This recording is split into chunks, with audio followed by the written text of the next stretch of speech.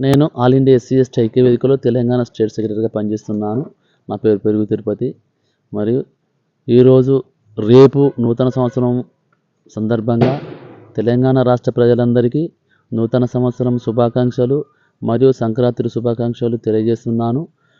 రాష్ట్ర ప్రజలందరూ కొత్త సంవత్సరంలో సుఖశాంతులతోని, అందరు ఆయురారోగ్యాలతోని, ఐశ్వర్యాలతోని అందరు బాగుండాలి అని తెలియజేస్తున్నాను. అందరికీ తెలంగాణ రాష్ట్ర ప్రజలందరికీ శుభాకాంక్షలు. అందరికీ జై భీమ్.